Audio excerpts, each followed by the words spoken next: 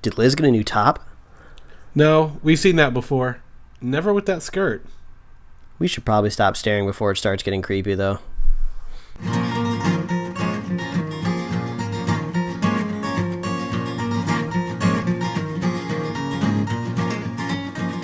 A modern podcast where Chris and Mike talk about TV, movies, superheroes, and everything in between. It's time for Superhero Slate. Hello, everyone, and welcome to Superhero Slate, the show where we run down the latest superhero entertainment news. We love TV, movies, and superheroes, so let's talk it all out. My name is Chris Dillard. And my name's Mike Royer. And this week, Spider-Man gets his first trailer. Yes. Powerless is moving to Wayne Enterprises. All right. There are a lot of trailers to look forward to this week. Yes. And more. And more importantly, it is episode 100 of Superhero Slate. Yes. Woo! Woo! Exciting! Yeah. Applause in the background. Poppers. Woo! Horns. Yeah. Exciting. Drink your bubbly for us. We know you are. or your ecto cooler, whatever you like to drink over there. Because Chris probably has a pallet. He probably has all of it. I still have a crate I haven't opened yet. So yeah, I'm holding tight on that ecto cooler. I didn't think I was going to make it to episode 100 this week, Mike. I've been sick as a dog, and you can probably hear that in my voice. Yeah, this was an intense week. We had like one of the biggest trailers of the year dropping. We had a lot of other trailers dropping. We were coming up on episode 100, and then you tell me in the middle of the week, like, oh yeah, I have strep throat and sinus infection, and I don't know if I'm going to make it to Sunday. And I'm like, oh no.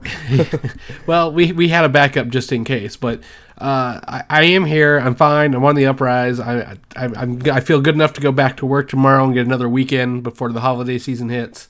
I'm ready to go, and that's not only the good news this week. We are also, to celebrate episode 100, Mike, we're opening up, what is it, a Superhero Slate store? Is that what it is? That is what we are doing. We are going to be selling t-shirts of our Superhero Slate logo on TeePublic. So we'll have a link on our website, superheroslate.com/store, and that'll take you right there. And it's really, really nice and really convenient because all we have to do is really upload a design, and it kind of crafts like shirts and hoodies and tank tops and iPhone cases and mugs. So, if you want to show your love for the show, if you want to be like a super duper fan, I'm going to have to add like another tier of super fan to our show, and you can go ahead and like grab a shirt and stuff, and it'll be super cool, really convenient, and it makes things really easy for us. So we're really excited, and we thought episode 100 would be like kind of like the perfect anniversary to open up the store. It definitely is, and I think the next evolution for us, merchandising, as I use my Superhero Slate mouse pad I have right here in front of us, so you don't hear my mouse scraping on the table back and forth. But just because we're doing this does not mean we are upset or mad or even disappointed in the work that our superfan Jim and his company Gear Inc. did with our t-shirts earlier in the year. Yes, if you are a fan from way back, he was super, super nice, and he was just a big fan, and he wanted to reach out, and he sent us some shirts of our logo. It was really awesome of him. It was super cool, and he didn't have to do it. It was totally unsolicited, so we still definitely want to give him a shout out for sure. Definitely, and if you guys are interested, I'm sure they still have the logo and the ability to print their shirts. So if you want to support Jim and them, go do it. Feel free to. Our goal isn't to make money off our TeePublic site, just so you guys can, represent us out in the wild. I think that's the coolest part. Yeah, and the cool thing about t-shirt companies like Jim's running is those are great when you need to get like lots of shirts for like an event. If you're throwing like some sort of like concert or event, or you need something made maybe for like a sports team or an office or something like that. You usually need to go to guys like Jim to get those big runs of shirts printed. Like our store is just for like these one-off things. So yeah, totally shout out to Jim. But if you want to get some of our new merch, you can head on over to superheroslate.com/store, and you want to head over there as soon as possible because the store is going to open as soon as we post this episode, and you'll have 2 days to go grab your merch, and it'll be on sale for I think 48 hours is the way they do it. So you can pick up a shirt for I think as cheap as like $14. I mean, I'm going to buy myself one, so I'll probably be our first order on the store. Yeah, so you have 20 or 48 hours for a sale price, but it's still going to be there after that, so don't worry. Oh yeah, if you don't get it, but it's going to make great Christmas presents for all those fans out there. Also, a fun fact: I just looked down and I realized I'm wearing the first shirt that Jim sent us as well right now. Oh, convenient. So I didn't even realize I had that on until earlier. So I'm really excited to take this next step. I think when we hit episode 100, we rebranded how all our images and stuff like that. And open. I think you mean episode 50. Was it 50? Oh, I'm sorry, episode 50. It was 50. I'm sorry.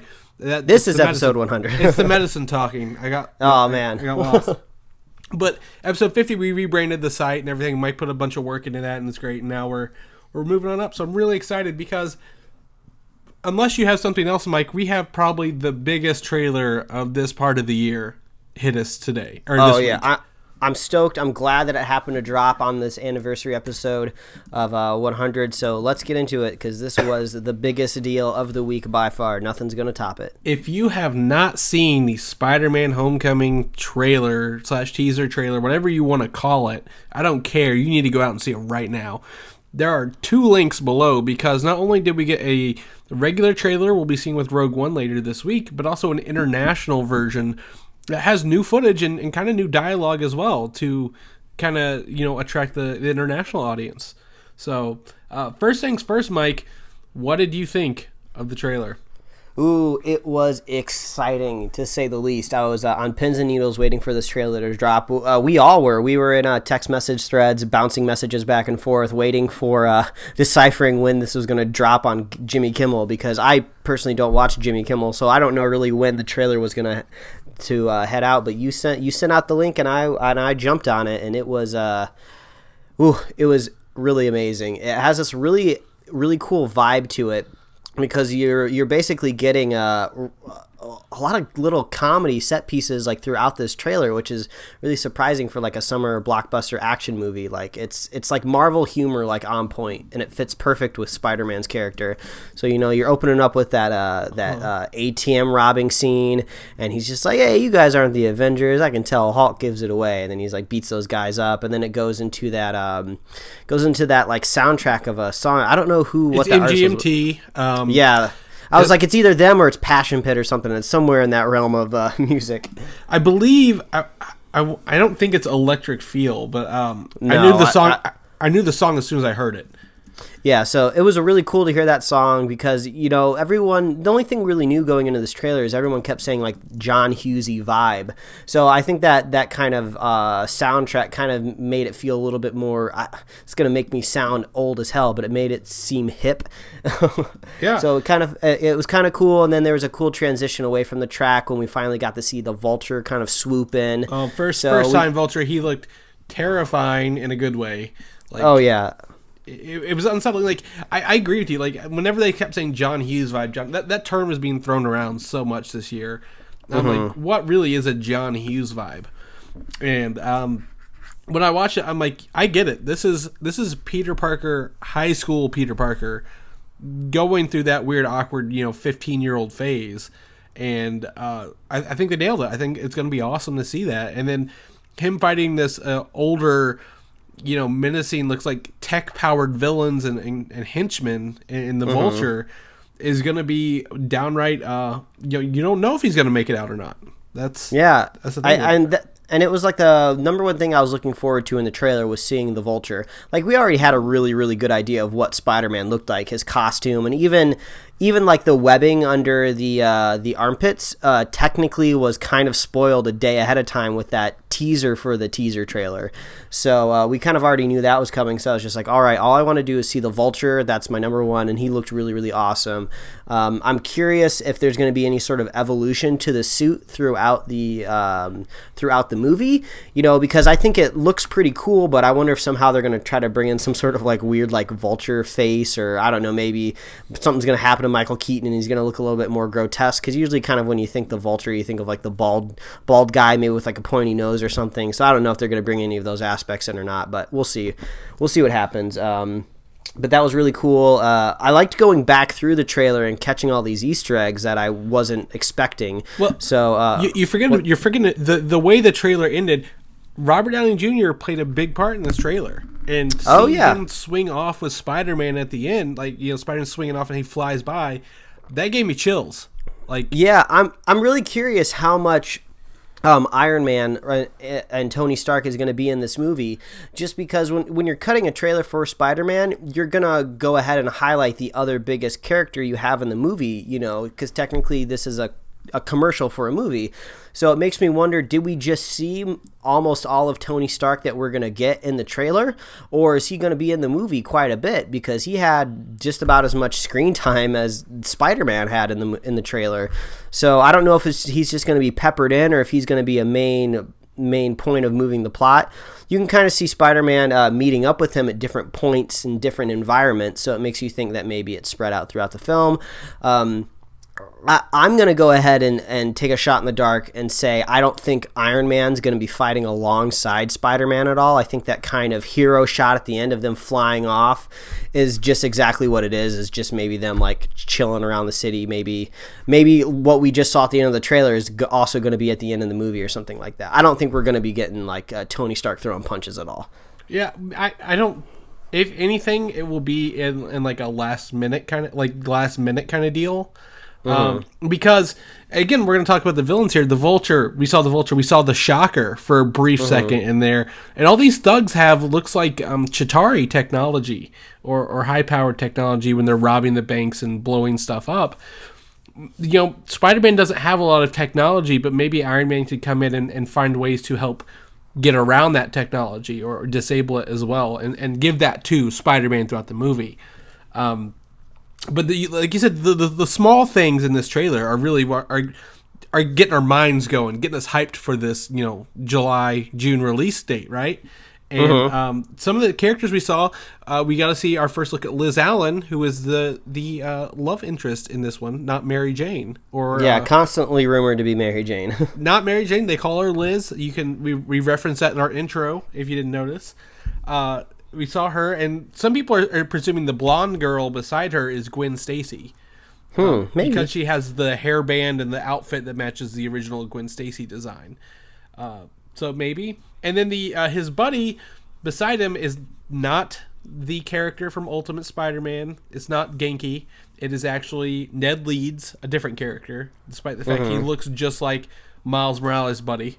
Yeah, I feel like, I don't know, it's kind of a weird thing going on there, because it is obvious. I mean, they cast a guy that looks exactly like Genki and from, you know, Miles Morales' buddy, so it makes you think, well, if it can't really be him, because the age differences would be way off, you know. You know, Miles Morales in this movie would be much younger. I think Miles would maybe be in like elementary school, possibly it's 2 or middle 3 school. years. It's not a whole lot, but enough at that age to be like 11 or 12. Yeah, exactly. So it would be pretty different. So I guess maybe this is a way of not taking Genki off the table, but still kind of being able to have a spiritual best friend, because in most of these Spider-Man movies, Peter hasn't ever really had a best friend that has known his identity. I mean, that's kind of like the main characteristic, I would guess, of Genki, is that he just knows that his friend is Spider-Man. So Harry Osborn, you know, he's been kind of the friend in the other movies, and you know, he never really knew who Spider-Man was, and when he did, it was like a really bad thing. So that's kind of one of the things that we're going to see where Ned leads to. Yeah, exactly. So that was cool. Something else, I saw this before you sent the images over, a couple cameos, if you will. Bruce Banner is one of the scientists in the classroom on the wall, of noticeable scientists, and Howard Stark is, I think, in a classroom, or a hallway at the school Peter's going to. Yeah, he's like painted in a mural or something in the back of the hallway, I believe. Yeah, and a couple other eagle-eye viewers pointed out that the T-shirt Peter is wearing in a couple, I think one of the scenes with Robert Downey Jr. is the same one, the same design Pepper Potts is wearing in Iron Man 3 whenever she's attacked by the suit when he's dreaming. Huh, all right. Same design. Man, people really picking up on these things. They did. And when Robert Downey Jr. is in the car, not giving the hug to Spider-Man, he has his same eye bruise from Civil War.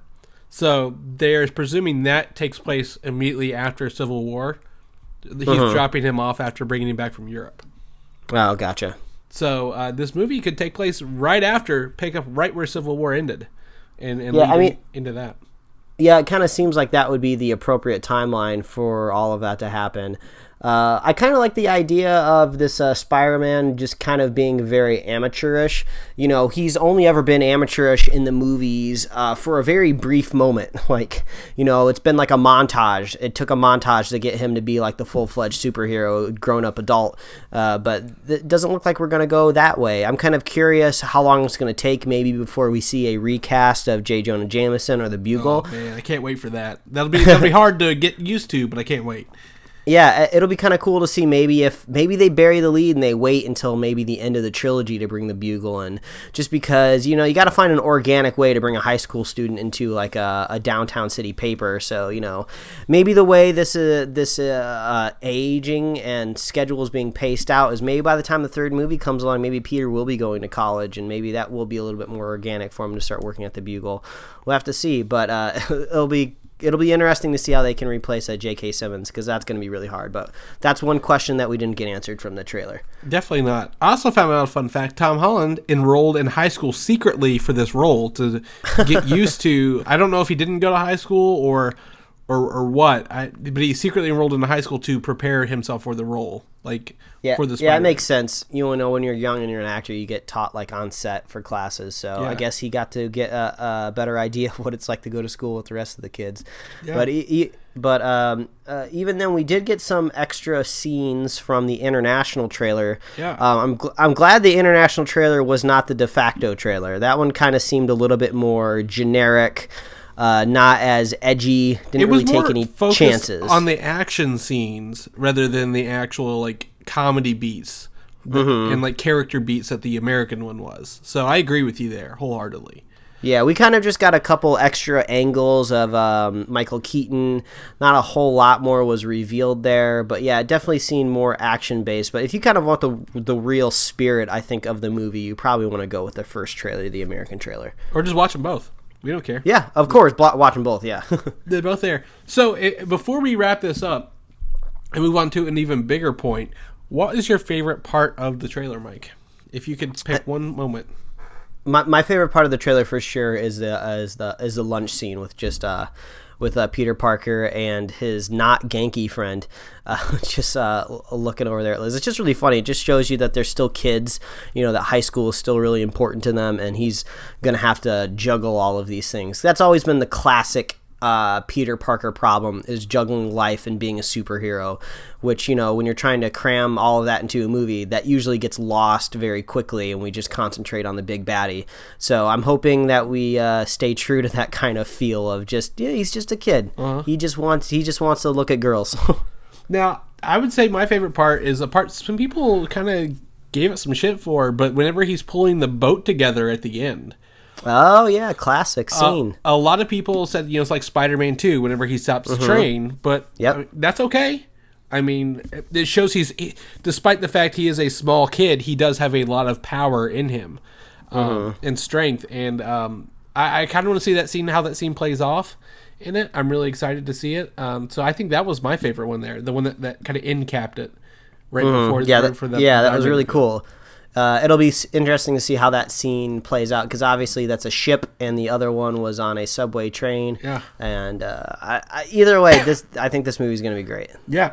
This movie is going to be so great, Mike. They've already announced the sequel and the release date for the sequel. That's how good it is. That's how you know you got a good trailer.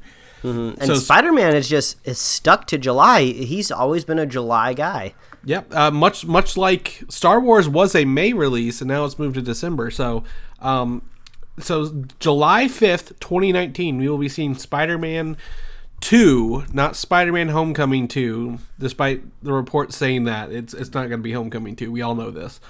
Yeah. So I can't wait. I'm going to have to update our Superhero Slate upcoming release calendar as soon as we get off this, because that was a very unexpected surprise announcement this week from Sony and Marvel. Mm-hmm. So there we go. Spider-Man Homecoming trailer blew us off our feet, as you can tell from how long we talked about it, for sure.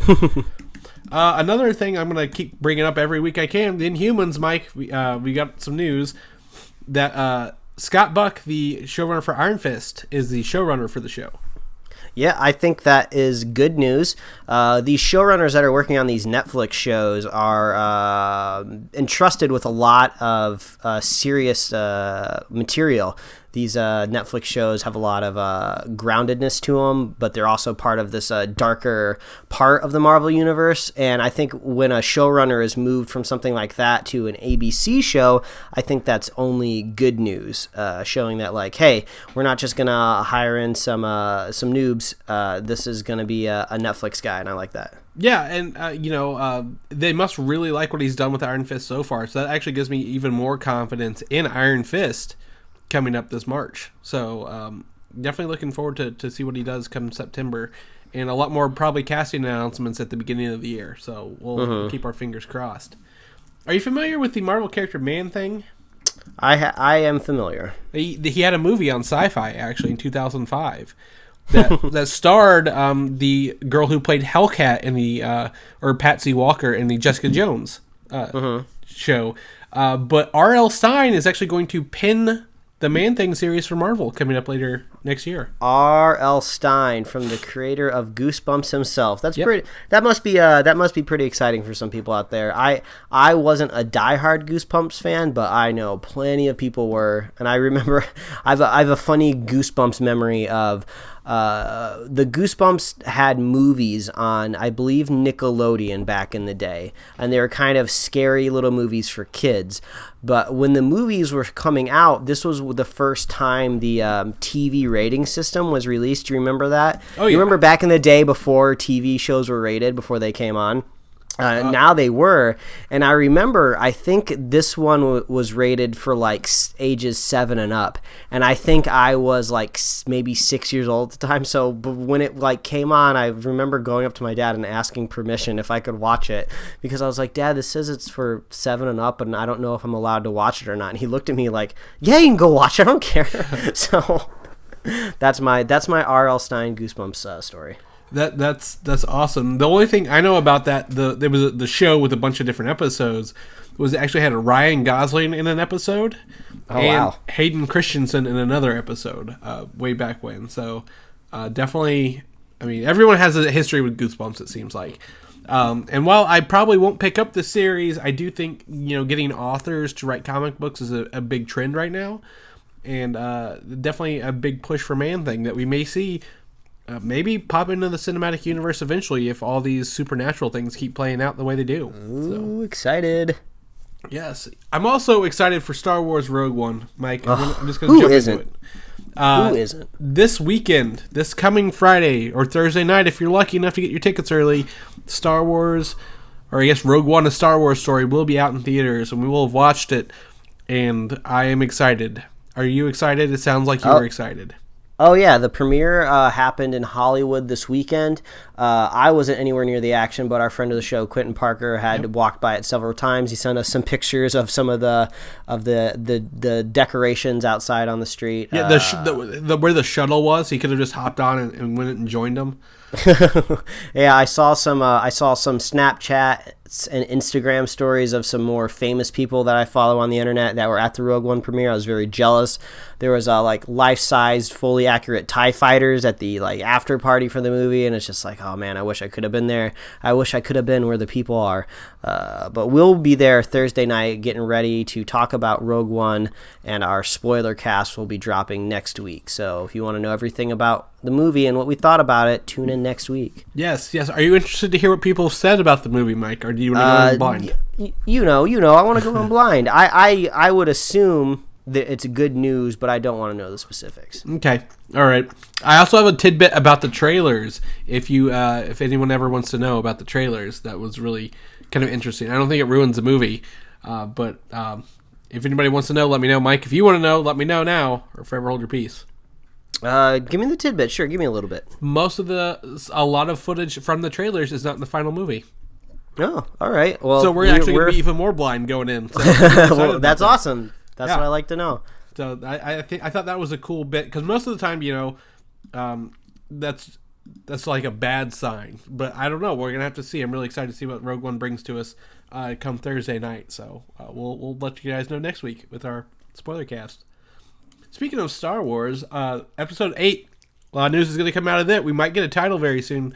We're coming up on it being a year away, and the rumor right now, I guess not rumor, but the reports are Supreme Leader Snoke is going to be more animatronic and prosthetics in the sequel than he was in the first one.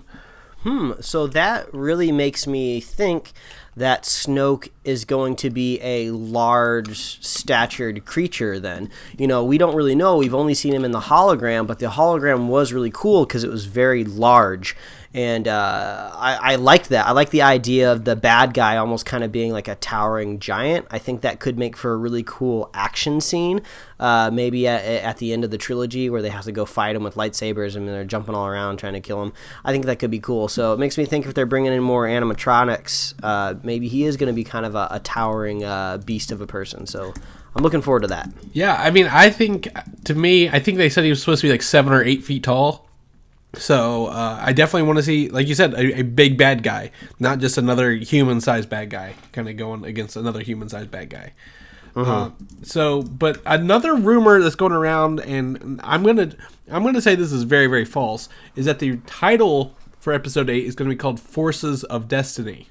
So exactly. So to me, that sounds like a Star Wars mobile game or a video game. Yeah, it does kind of sound like that. But the only reason they've said that is because this was a trademark they registered in Europe. Okay. So can cover anything from toys to clothing, and I'm pretty sure it's just going to be like a game or like a kid's thing or something like that. But if you hear reports saying that's the title, really, it's not.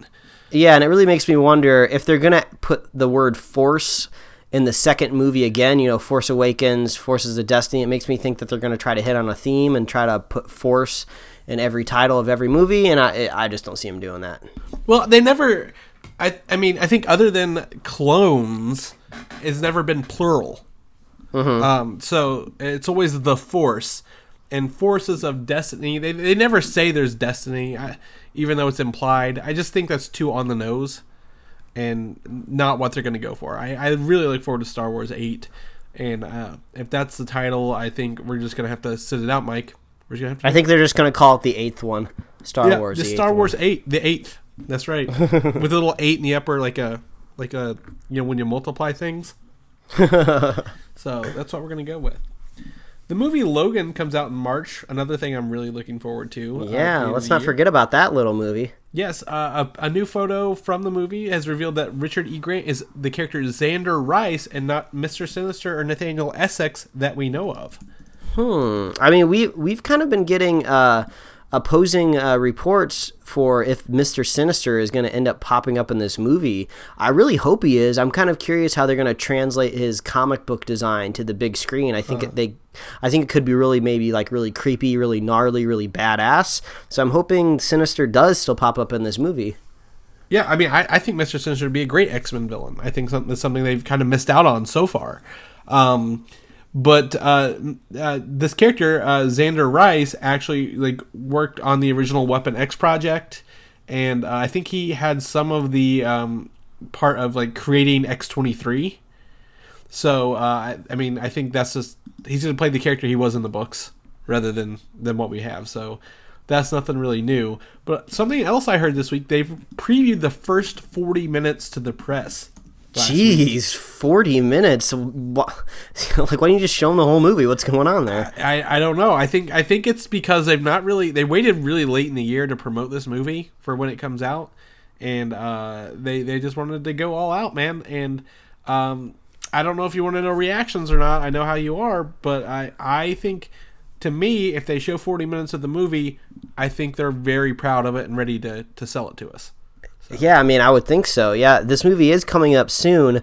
I would think once we get on the other side of Rogue One, which is basically taking up all of the movie media news right now, they'll just have to go full tilt into Logan because they're going to have to get a lot of momentum behind it because there's going to be all this Oscar talk about films in general. So they're going to have to make sure they can get eyes laser focused on Logan, I guess. Yeah, my thing, I didn't realize how close we are actually to the upcoming Super Bowl, Mike, because I want to start guessing what Super Bowl trailers are coming out. I think Logan would be a good one. Yeah, I think it would be timed really, really well. Yeah, I agree. So if you guys want to know the Logan press reactions, you know how to message me. I'm going to leave them blank for Mike so he's not swayed either way. But we definitely are looking forward to Logan regardless of what everybody else says. Mm-hmm. Another report for the New Mutants movie, I think we talked about this a couple weeks ago with the animatic being leaked, that it is confirmed to be filming in May 2017. All right, so it sounds like Fox kind of understands maybe a direction that they want to head. It doesn't seem like there's going to be any more X-Men movies, I guess.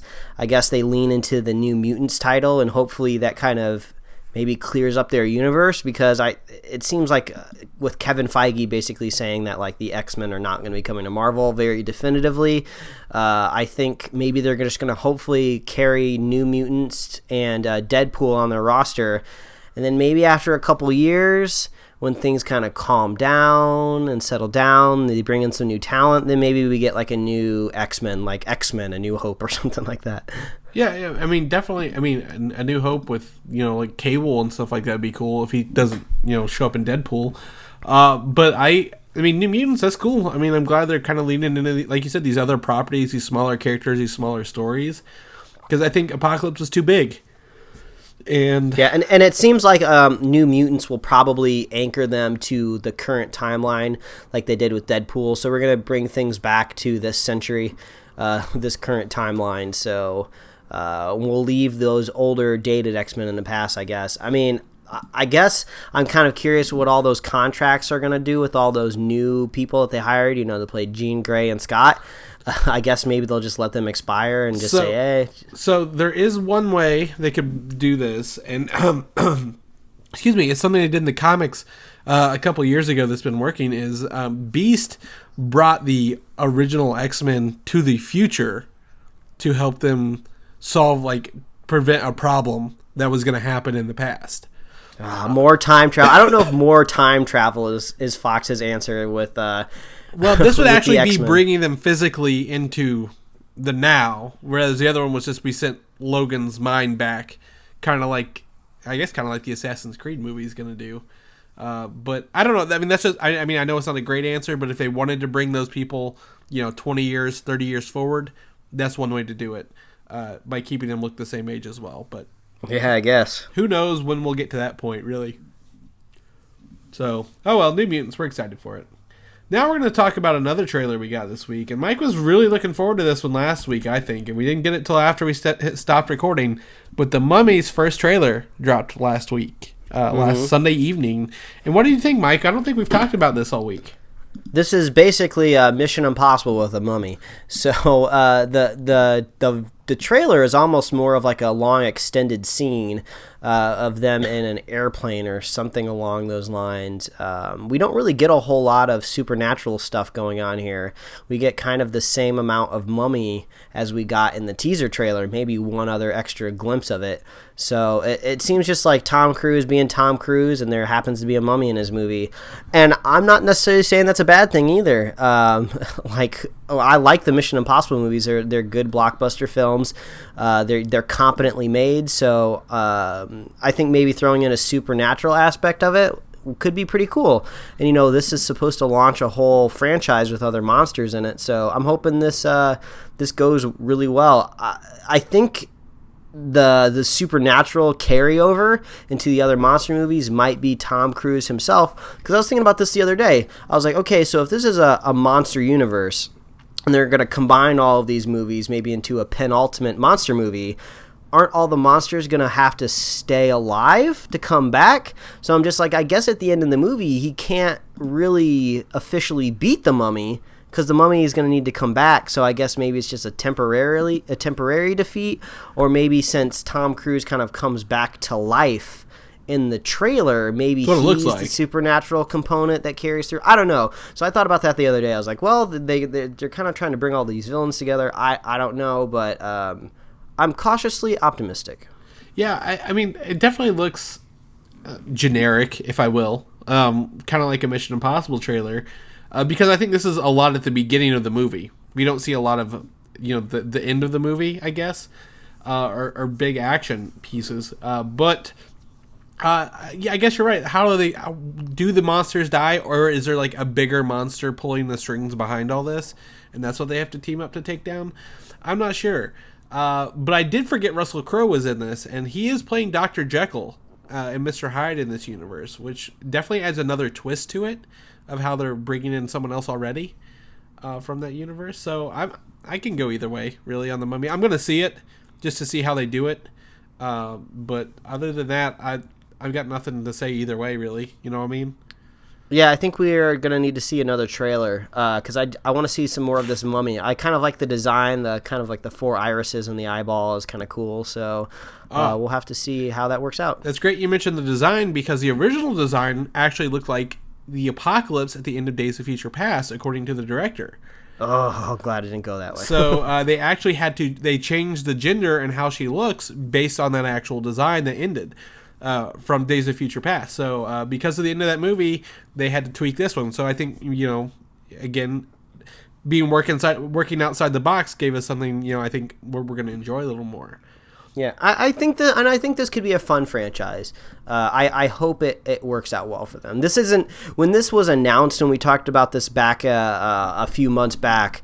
This was something that intrigued me. Usually when these things get announced of big franchises, I'm just like, oh, they really don't need to make that. They don't need to turn that into a franchise. But I'm looking forward to this. Yeah, I think as long as we don't take it too seriously, I think it's gonna be great.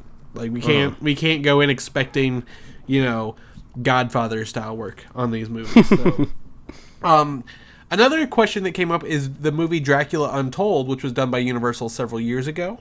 And it is not in this monster universe. It was supposed to originally start it off, but the bad reception made them want to kick that out and start with The Mummy and start It's over. a smart idea. I don't even remember that movie, so I think that's a good idea. Yeah, it's much like what DC did with Green Lantern, wanting to kick off the DC universe, and the reception were like, no, we'll start with Man of Steel later. So don't know how that worked out for him yet.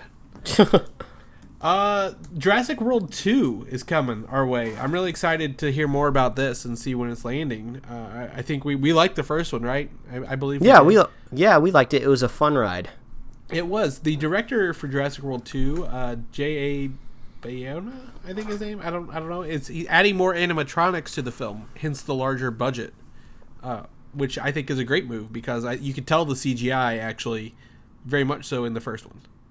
Yeah, it definitely. I remember when the first trailer came out for Jurassic World, and we saw that it was being made by that new studio, Legendary. I was like, yeah, this very much feels like a Legendary property now. So maybe they'll kind of bring it back to its roots a little bit, make it feel a little bit more grounded. Yeah. I mean, other than that, I mean, I think animatronics, that's a great way to go. Like, I mean, we talked about it earlier with Supreme Leader Snoke. Great, good move. You guys do it. Just don't hold it up like a Sesame Street puppet and say it's a dinosaur, because then we'll know. Then we'll know. Fall TV ended this week, Mike. I don't know how many of those episodes you caught this week, but Fall TV definitely ended. We were gonna talk about the Invasion crossover this week. Do you still feel like it? I think we got a little too much to cover here. I think I kind of want to give us a little bit more time to go through that stuff. And of course, in the TV world, there's so much good stuff out there to watch, like Westworld, which is going to take you a good 10 hours to get through if you haven't started yet. So we have a little plan here at the end of the year to kind of wrap up the whole year as a whole. So I think we're gonna throw it in there. Yeah, so Fall TV has ended for the most part. Catch up on all your shows while you can before you get in your holiday festivities. Tweet us, write us on Facebook, email us. I don't care. Tell us your favorite shows this year so far. Like Mike said, Westworld, big favorite, huge favorite. Agents of S.H.I.E.L.D. with Ghost Rider, awesome. Did you like the Invasion crossover, which we're going to talk about? Which I did watch those. I did end up watching them. So, no thanks to the CW app on my Apple TV. That thing was shit. Oh no. So, did get it done. So let us know, and we'll cover it at the in another episode we're going to talk about later at the end of the show. So, we don't want to say we're forgetting it. We just gotta watch our time here because we still got a lot more to cover looking at these notes. Yeah, let's get into it. Yes, another TV show coming up next year is Powerless. We talked about it at the beginning of the show. Do you remember Powerless, Mike? We've talked about it several times. Vaguely. This was is this the DC or the Marvel people that don't have superpowers and cleaning up stuff? I don't remember. No, you're thinking of Damage Control from Marvel, where they clean up stuff. This is the Vanessa Hudgens, Allan Tudyk, Danny Pudi show about the insurance claims people. So Powerless has a release date, February 2nd at 8:30 p.m. on NBC. And the new synopsis has been released, and it actually has changed the show a little bit. The show is now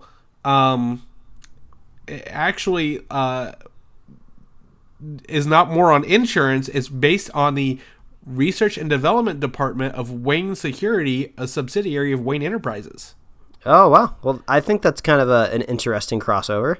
Yeah, so, I mean, we've seen the trailer, and, I've seen a little bit, it was a long trailer, and they were like, well, you can't just take the insurance away from these people, such and such, and now it's a whole change. So I'm just going to read this off a little bit here. This Wayne Enterprises specializes in products that make defenseless bystanders feel safer. And full of confidence and big ideas, Emily, played by Vanessa Hudgens, learns that her expectations far exceed those of her new boss and office mate, so she has to lead the team toward their full potential and realization you don't need superpowers to be a hero. So I think that changes the dynamic quite a bit, and I'm still on board, to be honest. Yeah, it makes me wonder if they're gonna try to remove and take down and disown that first trailer, because it seems like they've reworked their way away from it. So I guess this is going to be kind of an interesting scenario where they dropped a trailer a little too soon. Yeah, or I guess, maybe a lot of people weren't reacting, and this is like, hey, we have to adjust if we want to keep the show alive. And I'm good for it, because again, Allan Tudyk is in Rogue One later this week. You're a big fan of Danny Pudi, so lots of great things lining up for that show. So we'll let you know how it goes in February. Also in February is a show I'm looking forward to, Legion on FX. It's coming out February 8th on FX, so same week as Powerless. I now have a system called DirecTV Now where I can watch TV live, and FX is one of my channels, so I'm looking forward to watching FX, the show on FX. The trailer that announces, I don't know how this show is going to be presented to us, is my biggest concern, but also has me intrigued the most. Yeah, the trailer is really, really cool. I love the vibe that they're setting up and the tone of it. And it just seems like it's going to be really well made. It seems like it's almost going to be a unique show that we haven't gotten before. But at the same time, you can watch this whole trailer, and if you don't pay attention to maybe the little tiny X-Men logo that they put in the title card, you have no idea this is a Marvel property or an X-Men property. So I don't know if that's a good thing or a bad thing, that maybe they're saying oh, we can make a whole TV show that's going to be awesome, and we don't even need to ground it in the merits of Marvel. We don't even need a Marvel audience to make this good. It's just going to stand on its own. But maybe it's just hey, if you're making an X-Men TV show, and this is going to be the first good TV show in a while for the X-Men, it'd be kind of cool if maybe we could say the word X-Men in it, or mutant. Yeah, well, especially, seeing as it leads, Logan is the month after it. It's got good audience tie-in, good brand recognition in that month. So, I don't know. It definitely looks visually interesting. It looks like there's been a lot. It isn't just a straight drama show. There's going to be lots of camera effects and visual, I guess, mind fuckery going on in the show, and I'm really intrigued to see how that plays out. I like a good show that makes you think, if you will. So, are you going to watch it, Mike? I haven't asked you that. Of course, yeah, I'm going to give it a shot. Why not? All right, there we go. 2 people on board for Legion. A show Mike doesn't watch is called Doctor Who, in case you didn't wonder. Yeah. Chastise me if you will. That's okay. Everyone, you have to pick and choose what you watch, Mike. There is just so much now. You can't watch it all. I understand. But the Christmas special for Doctor Who, which arrives, on Christmas Day, actually is focusing on a superhero character for the first time ever. And that superhero character, I think, is called the Ghost, and he's played by Justin Chatwin of Dragon Ball Evolution fame, if you will. Fame. I think you need to put quotations around that word. Yeah, I am. I'm air quoting. You just can't see it. So, For those interested in Doctor Who or not interested in Doctor Who or maybe on the fence, this might be a good place to jump in. The Christmas specials usually stand on their own a little bit. They're not bogged down by, what happened in the last episode or what's happening in the next episode. And this is the only Doctor Who episode of 2016. So I'm going to watch it, see what it's about. But I just thought the superhero aspect was something interesting for Doctor Who to use because I've never seen them do it before. So, Well, maybe if I'm bored, I'll give it a watch. Well, I hope maybe you do one day, Mike. I think it's a show you guys might enjoy over there. Something that me and Mike both enjoy that we didn't know for a long time is Attack on Titan, the anime series. That weird ass show. Very much so. Did you watch it with subtitles or English dub, Mike? I forget. Unfortunately, I don't know if I ranted about it on this show, but I've definitely ranted to people before. I hate subtitles. I understand that there's a lot of weebos out there that like to watch anime in its pure form, but I need it in English because I cannot keep up with all the craziness that's going on the screen if I have to read subtitles. Okay, did you watch it with subtitles or? Yes, to answer your questions, okay. I had to watch it with subtitles because I can't find the English dub anywhere. Okay, so I did too because it was what's on Netflix. And yeah, I didn't know if there was the English dub at that time or not. So I watched it all with subtitles, and it's hard because I sometimes I get distracted. I'm doing something else. I miss what they're saying because I'm not reading the screen. So I get your point. But the season 2 has been acquired by Funimation, the distribution rights, and will be landing in April 2017. So that means we should get an English dub in April of this coming year, Mike, of season 2. Let's hope so. It sounds like we're getting on the hype train back there in your backyard. Yeah. So hype train all aboard. Choo choo. Yeah. Yeah, but I'll just reiterate the good part about Attack on Titan was it was such a original, interesting concept. I guess original in the fact that it's in this kind of medieval time era. There's always been like big things attacking smaller cities before, but yeah, the creatures are really, really weird. There seems to be a lot of mystery wrapped around in it. I hate pretty much all of the characters, but I like the action and I like the weirdness of it. So maybe if they double down on that in season 2, I'll like it even more. Yeah, I mean, I think season 1 it didn't expect to be a hit, and they just kind of went with it. So maybe with a lot of more pressure and more money behind them, they can do a better season. So I'm on board. I'm gonna watch it. Maybe try to find an English dub to catch up on to refresh myself before we get there. So yeah, that'd be nice. It's true. Alien Covenant is on its way, and the first trailer, which we don't have, but was shown to audiences this weekend. There must have been some event somewhere where all these press got to watch all this movie stuff. They showed the trailer, and it's more of an Alien 1 and 2 vibe than a Prometheus vibe, is what they said. So, well, since the Prometheus vibe would mean nothing in the movie would make any sense, I think it's a good idea to give it an alien vibe. They're really trying to distance themselves from that word Prometheus. Yeah, I think so too. And either way, they did mention a lot of blood and gore and dismemberments and aliens popping out of bodies in this exciting trailer. So I think if it's a horror alien movie, man, I'm on board. I'm fully on board with this, and there might be a surprise casting in it too. If you want to know, let me know. I'll tell you. Ooh, actually, yeah, just tell me. James Franco might be in Alien Covenant. Ooh, cool. So we like the Franco over here at the Superhero Slate. Yeah, I guess so. He was in Spider-Man before anyone actually knew who he was. So let's not forget that. Another trailer that came out this week kind of took me off guard. War for the Planet of the Apes landed. This is the third Planet of the Apes movies. Actually, the first one starred James Franco. Look at that. Ties right into it. The third Planet of the Apes movies. The first one I heard is good. The second one I heard was even better.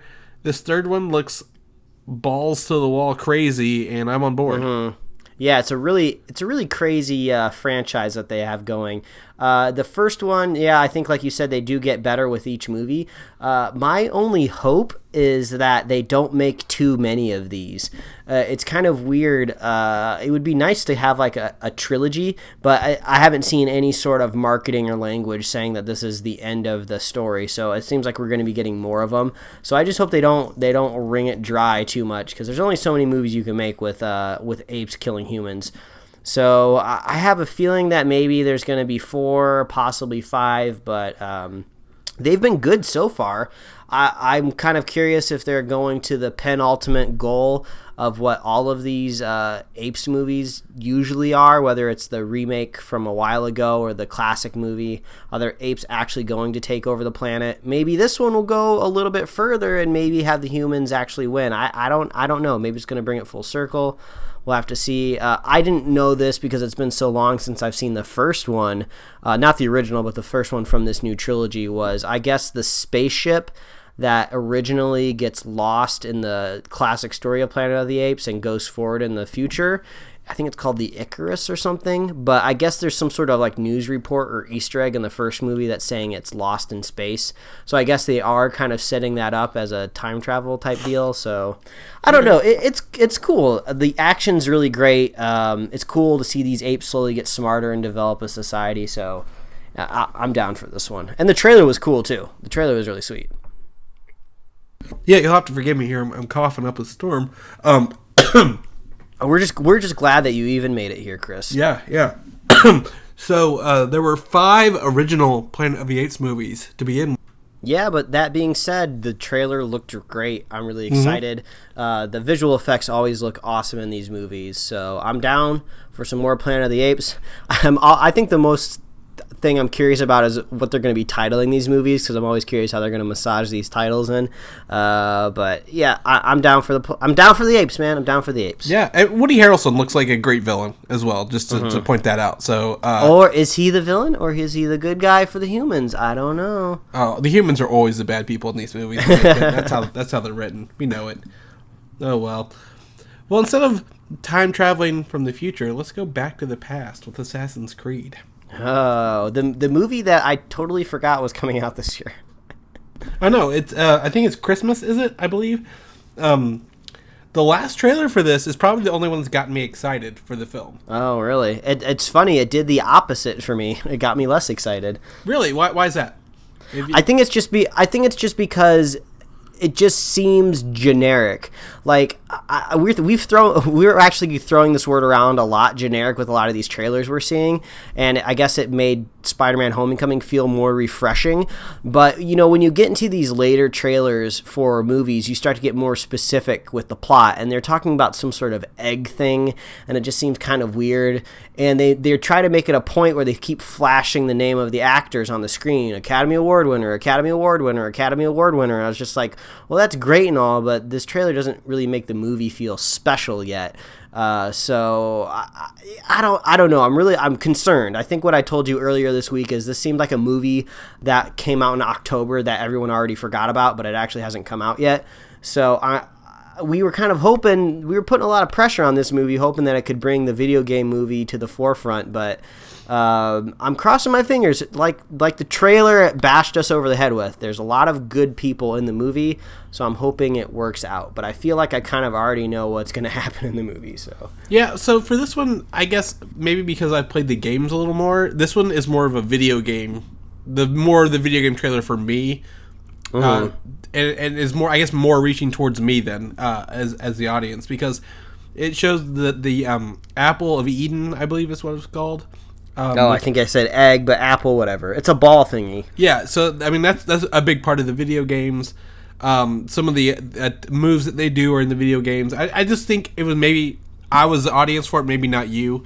So maybe the first one's for people who didn't know, and now they're more for video game people. So yeah, just all the trailers have just been really oddly stylized to just be some sort of balls to the wall action, just weird kind of toned hip hop music in some of the trailers, and it's just like, that's just not what I think when I think Assassin's Creed. So I don't think we're gonna spoiler cast this movie, but we're gonna see it and hopefully give you guys impressions, because we're really pulling for the future of video game movies here. Yeah, this was gonna, I guess, make or break it, and probably not make it, to be honest. Fast and the Furious movies, Mike. How many of these have you seen? Okay, I've seen the first one. Okay. I think I've seen the second one. I think I saw the Tokyo Drift one, and then there's a big gap in the middle. I didn't see any of those movies, and then I saw like the last one. I've seen like half of them, I think. Okay, so you've seen. It sounds like 4 out of 7. I've seen the first 2 that I know of. The next one apparently is called The Fate of the Furious, and this is a play on F8 for Fast 8. So that's the news I had. There's supposed to be a trailer dropping today, but it's not live by the time we recorded. So I just wanted to share that the title was The Fate of the Furious with everybody before we got to that point. So I guess we'll cover the trailer next week. Yeah, we'll let you know. Yeah, definitely. Transformers: The Last Night got its first trailer, as it threatened to do earlier this week. I hate to say it, but I enjoyed the trailer. What? Man, we are so split this week. Yeah, so I know this movie's going to suck dick. It's going to be awful, but I liked the trailer. Oh no, I hated the trailer. I was waiting until we talked about this so I could really nail down the word generic again. You can watch this trailer and you really have no idea what makes this movie any different from any of the other Transformers movie. I guess the one thing that kind of stands out at the very end, Optimus Prime kind of goes bad for a second, but who knows? I mean, these things are made out of metal and they're basically like robots, so it could be some sort of software hack or something that makes Optimus Prime go bad. I mean, this is called The Last Night with a K, you know, you're kind of expecting some sort of like maybe like seeing like a Transformer in like medieval armor or something like that. There's kind of like a glimpse of a sword for like a second, but there's nothing that makes this stand out, which is really, really bad considering the robot designs don't really stand out in general. It just seems like shards of metal stuck together that kind of look like a robot. So nothing really seemed unique about this movie. You just get a little bit more Mark Wahlberg. There's a couple flashes of some pretty faces in there. Robots rolling around. This is nothing about this got me excited. I think some people thought that what's the big planet-looking Unicron? Some said that they thought Unicron might have been in there for a glimpse, but I don't care because we didn't see Unicron transform or anything. I mean, this movie's going to make a fuck ton of money overseas because that's how these movies work. But yeah, the most unique thing about this trailer was the font treatment on the title. That's the only thing that makes it a little different. So, why did you? I'm curious what made it look better to you. So to me, Transformers have always been one of those things where I can just turn off and watch. I've also just finished watching Westworld with Anthony Hopkins starring in the role. So with Anthony Hopkins narrating this, I'm already in trance because of everything he did in Westworld, right? So that was my first problem because we just got out of the finale. It's good to see, if anything, at least Josh Duhamel returning. Like, so it's not a complete disconnect from the old ones. But I think more so it shows Optimus Prime in space. There's a lot of mystery. It looks like he's going to Cybertron at one point. And the idea of Unicron coming. There's a lot of Transformers, I guess, fanboy moments in there, really. Now, while I did see a two-headed dragon looks like flying around at the beginning, a Transformer, I want to see the Dinobots. I want to see what's going on. It looks like Bumblebee may get killed, which would be okay with me, really. He doesn't do anything else other than make sad faces. But then at the same time, they try to show you in the trailer that like Optimus Prime is like theoretically dead, and then what's the bad guy's name again? Megatron. Megatron, yeah. Megatron supposedly died at one point. So even if someone died, I wouldn't believe it would last at any point in time. The only good Transformer movies was the first one, and some people might be divisive on this, but I liked Shia LaBeouf. He was funny. I liked the moments where he made me laugh. So that's what I want when I go to a Transformers movie. I want someone in the movie going to be charismatic because you got to carry around these monsters, these giant robot monsters somehow. Yeah. So I mean, definitely. I mean, it can go either way. The movie's not going to be anything to write home about, but if I was to describe a movie franchise that is the ultimate zone out, brain dead zombie, eat popcorn and bad food at a movie theater, and I don't care if anyone's on their phone the whole time, that is Transformers to me. Yeah, I mean I guess that's a way to sell it. that is the ultimate movie going experience in my book. If I just don't care. Maybe I'll go see a reclining theater. Oh, maybe that might be the best way to do it. Because I'm very afraid that it will distract me or I will fall asleep during it. So, this movie also sets up the future films and spinoffs. So we don't know how we probably will not do a spoiler cast on this if Mike, doesn't want to. Yeah, nah, we're not really Transformers guys. Yeah, the last one I wanted to shoot myself halfway in, so definitely don't want to bring that up again. So we'll not talk about that. However, you did mention this is called The Last Night, has something to do with Arthurian times and so on and so forth. There is a Arthur movie coming out, King Arthur movie, next year with the guy from Pacific Rim. I think it's Charlie Hunnam. Yeah, and it has been moved from March 24th to May 12th of 2017, which puts it right up against Guardians of the Galaxy Volume 2. Now, this is absolutely shocking to me because the trailer for this Arthur movie is out. It's been out for a while. It wasn't necessarily a big deal when it dropped just because this isn't, there's really nothing to get excited about with this movie, King Arthur movie. The trailer does not sell me on it. This very much looks like a movie that is going to be a big stinker and is going to lose a lot of money for the studio. So I am shocked that they're moving it from March to May and putting it up against Guardians of the Galaxy 2, which is going to absolutely crush it. So I don't know what the hell they're thinking, but this will be fun to see how it works. Yeah, I definitely... why would they do this? Guy Ritchie is not a bad director. I mean, he the more money he has, the worse he does, it seems. But I do enjoy his Sherlock films. Yeah, they're fun. One of his early movies, Snatch, is one of my favorite movies to watch. But putting it up against Guardians of the Galaxy, like, why? Or I guess Guardians is the week before. This is the week after. Since Guardians is the first week of May. So, either way, I will put money down that the second weekend of Guardians does way better than the first weekend of King Arthur, Legend of the Sword. Exactly. So I don't know. March was a great great month. I don't know. I mean, other than Beauty and the Beast, there's no good weekend in 2017. This movie was going to fail no matter where they were. So doesn't have a shot. Nope. Another movie I think is coming out this year. I don't remember. Power Rangers? Next year. Or 2017. I'm sorry, 2017. Yeah. They have a new look at the Zords for Power Rangers. Yeah, it looks like we've got It was actually March 24th. It was supposed to go up against Power Rangers. Oh, well, I think it should go back to that weekend because basically what I'm trying to say is the design of these Zords are not selling me. This movie's gone downhill for me recently. I actually liked the trailer. That was something else that we were split on. You weren't really a big fan of it, so I was kind of hoping we'd see a little bit more in the trailer, but we do have some mysteries still left to be seen, like the Zords, and these look like really weird action figures just put down on the ground with a smoke machine. So it seems like they're just like covered in plastic. They don't really look too badass. You can kind of see some of the Rangers sitting back inside of one of them, but it's very alien-y and like glowy blue, and they just seem like overly CGI. Yeah, it just seems like chunky plastic. I feel like I can see the toy. I feel like the toy was designed first, and then they translated it into the movie.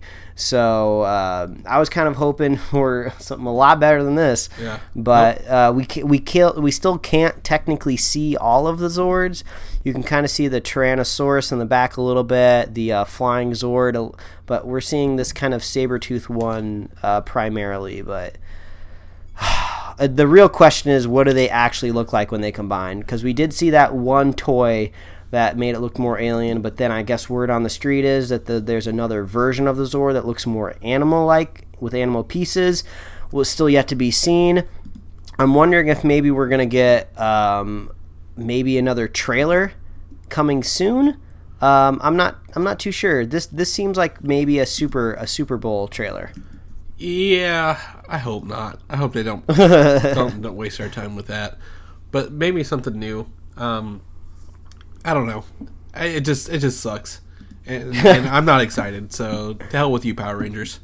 So that's it. That's how we're gonna end our show. On that note, Mike. That's a sad way to end this. But if I go any longer, I'm gonna have another coughing fit. And we want to see you stick around to episode 200. So we don't want you dying on episode 100. Well, thank you. Speaking of, do we want to talk about our Christmas plans now, or do you want to wait?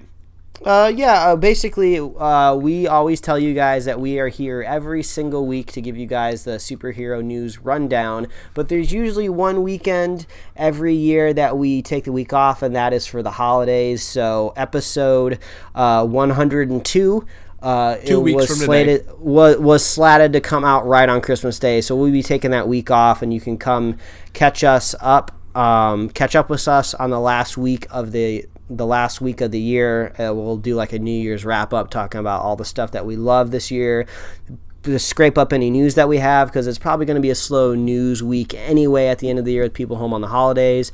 So we're going to save all those goods for you in episode 102. So next week we're going to hit you. We're going to hit you hard with that Rogue One spoiler cast, and then that'll appease your appetite through the holidays. Yeah, definitely. You mean 2 episodes next week, and you guys don't worry about us over Christmas. You go enjoy yourself, enjoy your families, listen to some old episodes. There's plenty of them to find. So over 100 of them, if you will. So in the meantime, Mike, if people want to maybe hear about your Rogue One reactions later this week, where can they find that at? Well, they can follow me at Mike Royer Design on Twitter and Instagram, and you can read my webcomics at pickledcomics.com. Awesome. Chris, if people want to know if you make it to Monday, yeah, where can they keep up on your heart monitor? Yeah, I will share my heartbeat rate to my Twitter account on Valdan, VALDAN. Also, if you see anything post on Comic UI, you'll know I'm not dead. Or listen to my other show while we're on break, Film Side Chats. So yeah, I mean, I hopefully, knock on wood, I make it, because last week was bad, but I'm hoping this week's much better. We have 100 episodes under our belt. If people want to go back and listen to some old ones, Mike, where can they find those at? Well, you can find all of the places that we post the show at superheroslate.com. That is a really great place to find our show notes, so you don't have to track down and hunt down all these links. You can get them all in one nice place.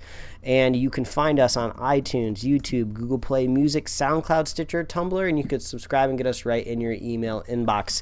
You can like us on Facebook, and you can follow us on Twitter. If you're a fan of the show, please consider leaving us a review wherever you listen to the show. That's super helpful.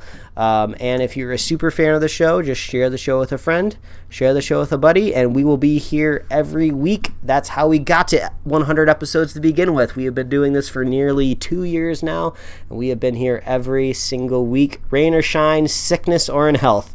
So, and if you want to celebrate with episode 100, you can head on over to our TeePublic store and pick up a shirt, a hoodie, what else? There's like tank tops over there. There's like mugs, notebooks, and stuff. Yeah. mugs. I mean, you name it, they probably have it. I mean, yeah, everything, and it's all going to be on sale for just for a very short amount of time. So go check that, get that at a nice discount price, and you can get that at superheroslate.com/store. So head on over there, pick yourself up a shirt, show us that you love the show, and we'll be here every week. Chris, I need you to go take a nap. I don't want you dying. Yeah, I'm gonna go eat me some dinner, edit this show, and sleep a lot. So yeah. All right. We'll catch you guys next week. All right, goodbye, everybody. Thanks for listening, and don't forget to subscribe. I'm gonna get through this through hell or high water, Mike. You can do it.